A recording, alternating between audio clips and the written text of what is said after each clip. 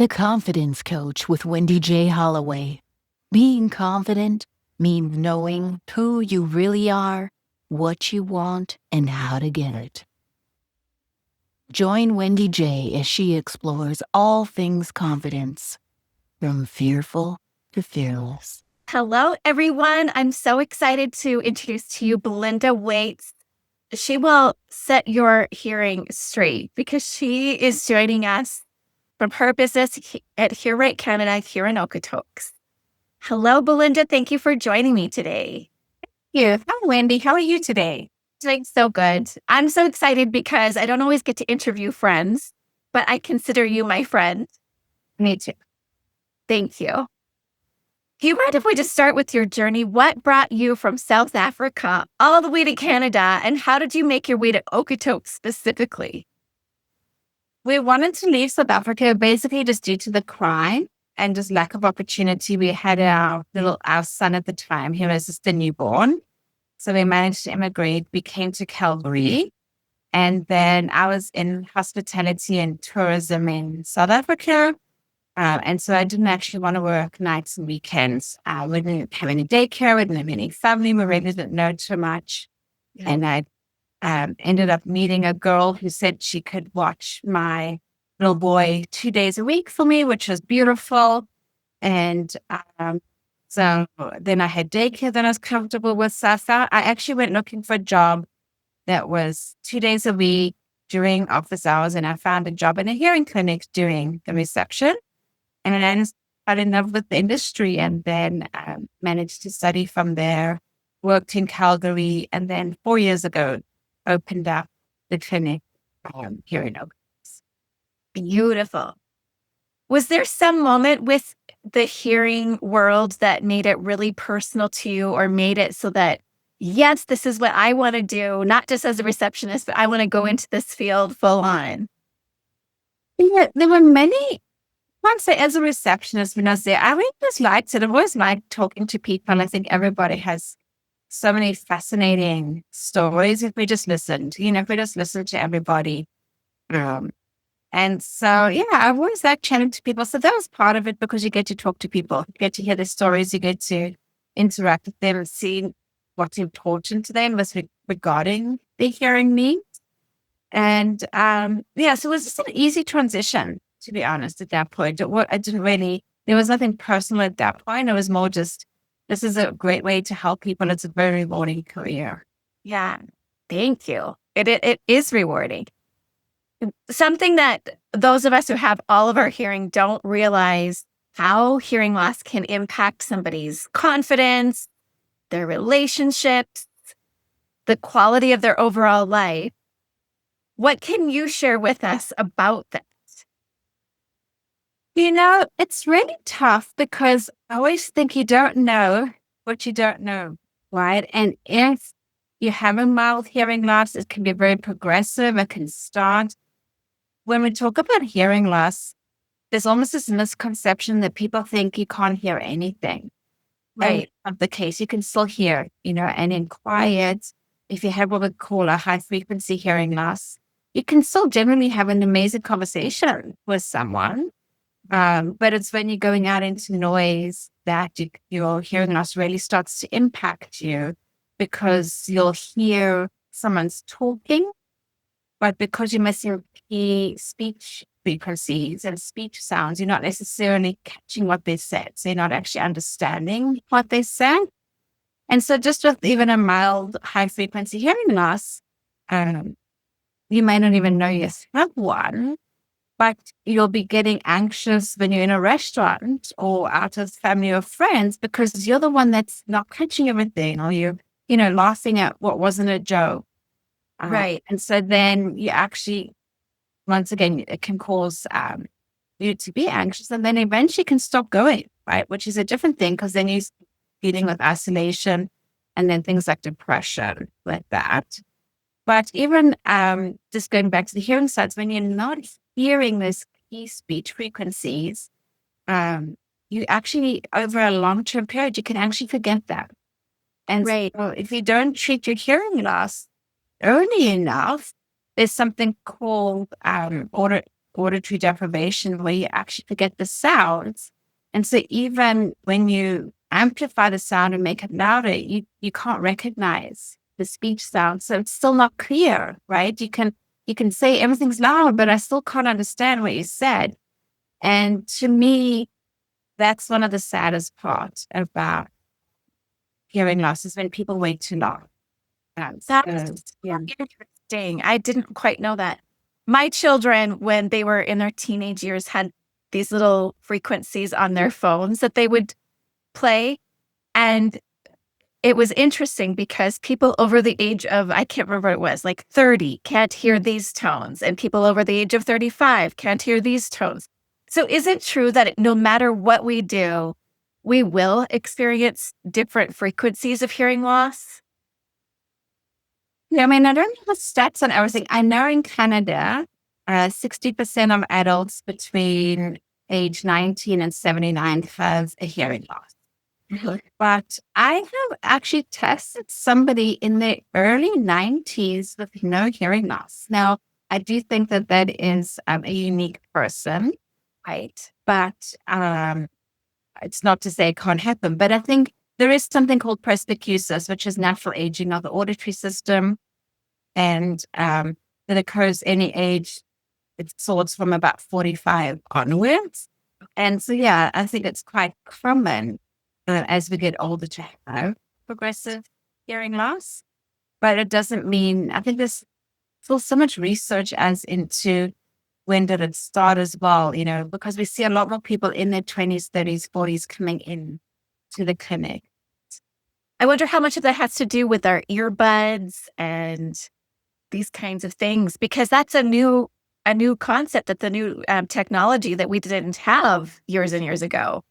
Yeah, and I recently actually read an article coming out of the US that the biggest new group of noise-induced hearing loss is actually IT professionals, which I found was quite interesting because it's exactly that. I think they're sitting with earbuds or equipment on their ears the whole time, and not and we're getting this noise-induced hearing loss. So yeah, I think that is a new group. It's still going to be explored as to how much. Yeah, It's phenomenal. People come to see you from all over the place. Like, they travel quite a distance to come and see you because you provide a service that's more personal than maybe some of the average. And I'd love for you to speak to that. If you didn't have to worry about appearing overconfident, could you just brag on yourself for a minute and let us know why it is that they travel so far to come see you? I think the approach has always been really like patient-centered, right? It's about the person in front of me. It's not about a sale or a manufacturer. It's about, can I help this person? Can I help them hear their, whatever it is, their grandkids or their spouse or the TV, whatever's important. Can I help them hear better? And I think sometimes I get really excited when I have a really grumpy person come in that has no intention of getting hearing aids and they're really against it. And it's like a personal challenge to show them how much hearing aids can actually improve their lives, right? And it's not just fitting a device. It's walking through the steps of them, talking about the rehabilitation of the auditory system and the adjustment process and walking through step by step so they're not overwhelmed by different things. And helping people really ignites my passion for them. So I have got people that do travel. Yeah. Up to an hour and a half, 2 hours away to come and see me at the clinic because I think it's there. Like it's not something you can get a great hearing care professional that just doesn't have the passion anymore. And I think people know that. I think we're going back to smaller communities, smaller networks, wanting that more personalized service. And so people come to me because they know that that's what they're going to get. They're going to get the right product. They're going to get their personal service. They're going to get what's right for them, not just what's prescribed for everybody. Well, and I'm guessing that this is much like every other field. There's a science to it, but there's also kind of an art. And it's not just like do this, do this, do this. There's actually an art to making it work just right. I think about going and getting glasses because I don't have hearing aids, and the adjustment time of getting used to different lenses. I'm guessing it must be the same thing with hearing as well.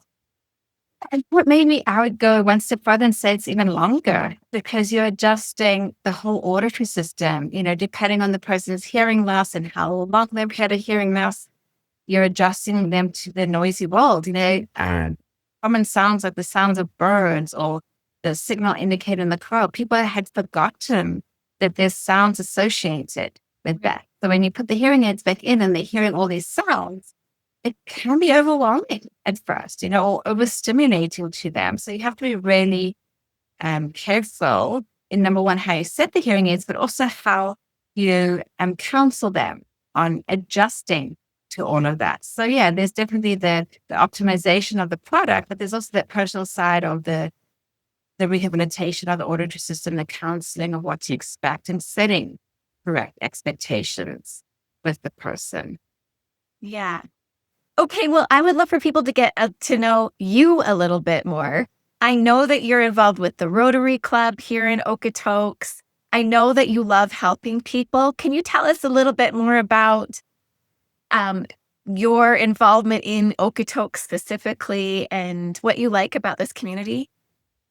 So I opened this clinic April 1st, 2021, and I was still living in Calgary at the time. And I have two boys. My oldest was just going into high school. So we weren't quite ready to relocate ourselves. So we did move into Okotoks February 2024. And so then my youngest actually joined the school system here. And there is a big difference to living in Calgary to living in Okotoks. There's definitely more of a community feel. Just, even going out for walks and stuff, the walking paths are amazing, Okotoks. So you can always, see people and say hi. And it's really hard to describe because I love living in Calgary. But Okotoks this offers so much more of that whole community feel to it. And then I did join the Rotary Club of Okotoks. I've actually just celebrated my 3-year anniversary with being with them. And I joined with them just to, I guess just to network, hear more about them. I knew that they were not for profit. I know that they have, Rotary exchange students.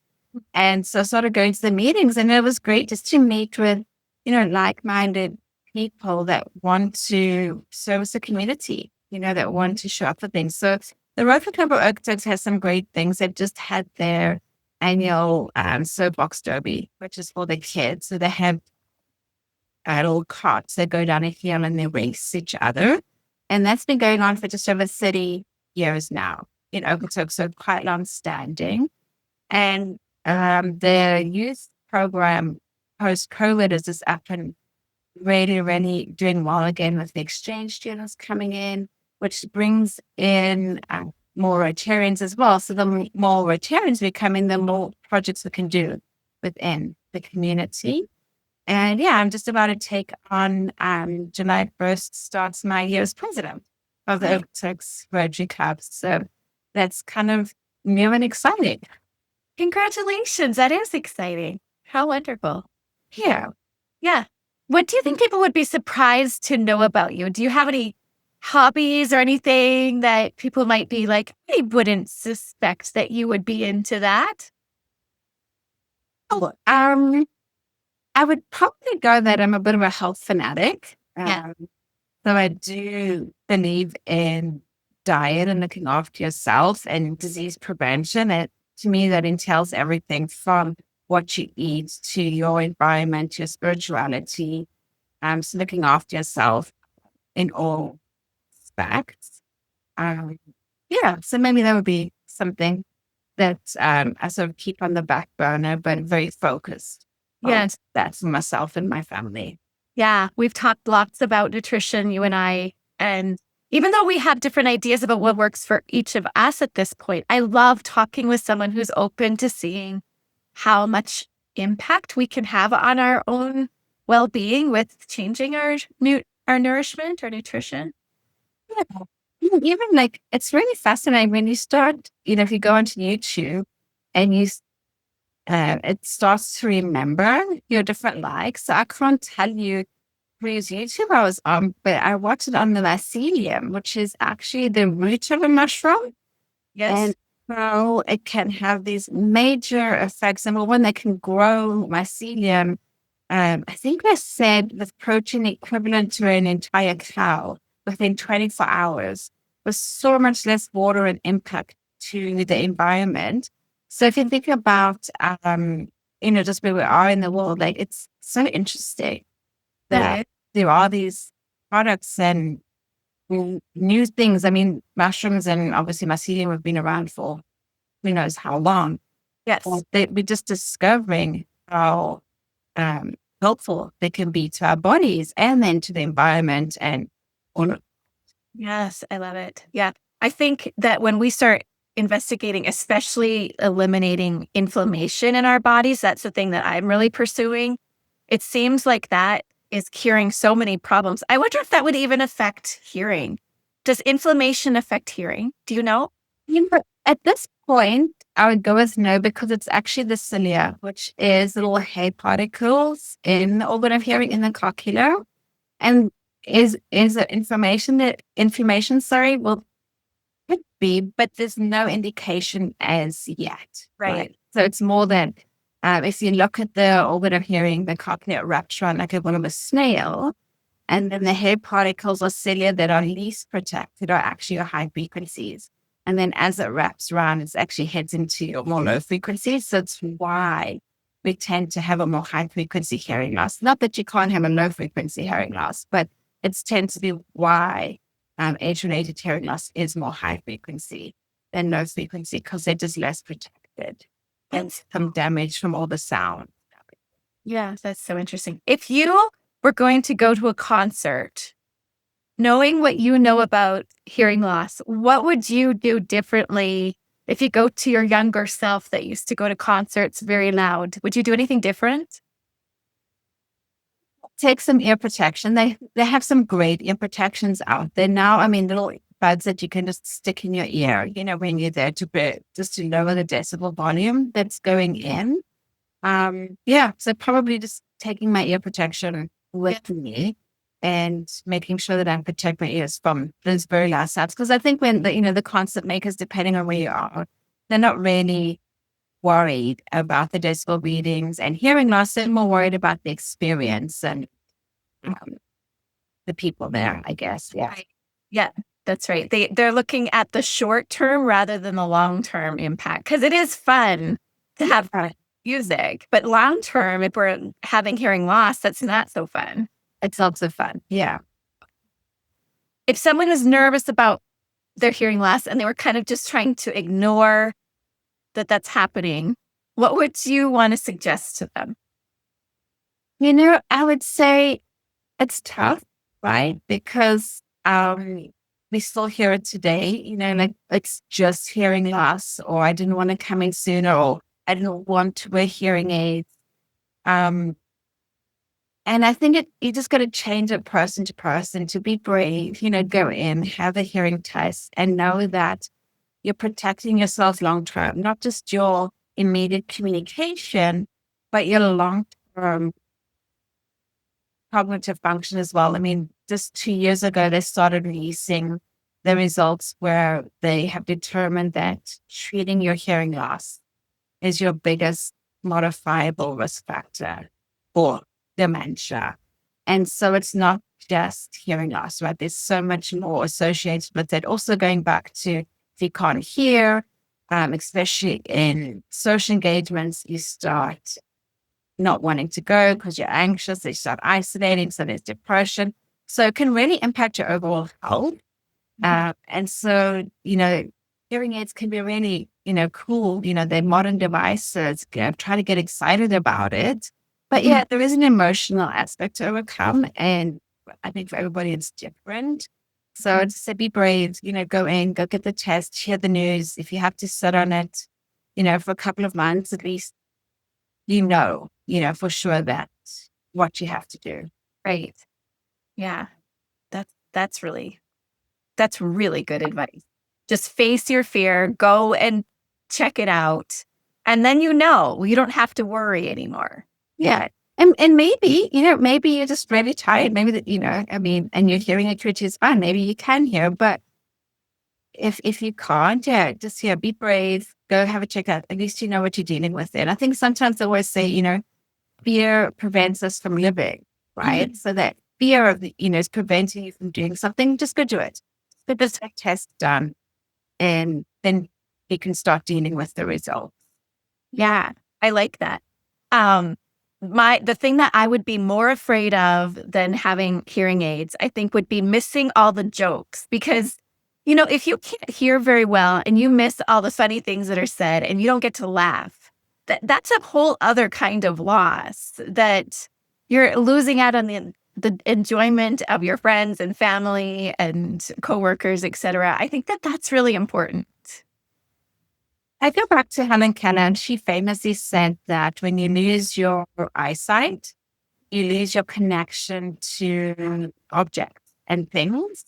And when you lose your hearing, you lose your connection to people. And hearing loss in Canada is more prevalent than eyesight loss, but less treated. And I think obviously, maybe go back to the stigmatism that was attached to hearing loss. But I think it just goes back to that we something's a little bit blurry, and we rush to the optometrist, but we can't hear correctly. We're like, ooh, I don't want to get my hearing tested, right? And it's like, why is that? And I think everybody just has to answer that for themselves. Yeah. And go in and be brave.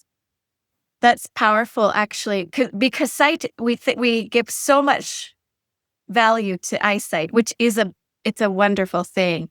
But the vibration, the sound of your mother's voice, or of your children's laughter, or these things are things that, yeah, you're right. They move us in a way that's different than eyesight. Exactly. Yeah, it is different. I mean, obviously, we want to keep all of our senses working.